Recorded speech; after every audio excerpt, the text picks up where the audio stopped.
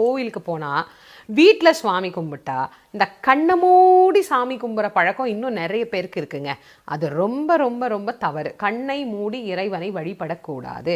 கோவிலில் எதுக்கு இறைவனை அலங்காரம் பண்ணுறோம்? நல்லா கண்குளிர பார்த்து ரசித்து வழிபடணுங்கிறதுக்காகத்தானே. அதனால் கண்ணை திறந்துதான் இறைவனை வழிபட வேண்டுமே தவிர கண்ணை மூடிக்கொண்டு இறைவனை வழிபடக்கூடாது. சில பேருக்கு ஒரு எண்ணம் இருக்கும், கண்ணை மூடிட்டா நம்ம மனசு நேராக சாமிக்கு போயிருங்க, கண்ணை திறந்து பார்த்துட்டு இருந்தால் ஏத்தாப்புல இருக்கிறவங்களையெல்லாம் பார்க்க தோணும், அப்போ மனம் சிதலம் அடையக்கூடுமே அப்படின்னா, கண்ணை மட்டும் மூடிட்டோம்னா மற்ற புலன்கள் எல்லாம் திறந்து தானே இருக்கு. காதில் சத்தம் கேட்குதான்னு பார்ப்போம், மூக்கில் வாசனை வருதான்னு பார்ப்போம், பக்கத்தில் யார் இருக்கிறான்னு மனசு தோணும், ஏத்தாப்புல இருக்கிறவங்க நின்னாங்களா போயிட்டாங்களான்னு கேள்வியெல்லாம் பிறக்கும்.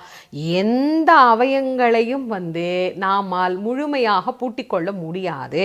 அப்போ புலனடக்கம்ங்கிறது நமக்கு வேணும். அதுக்காக கண்ணை மூடிட்டு தான் நம்ம சாமி கும்பிடணும்னு யாரும் நமக்கு சொல்லலை.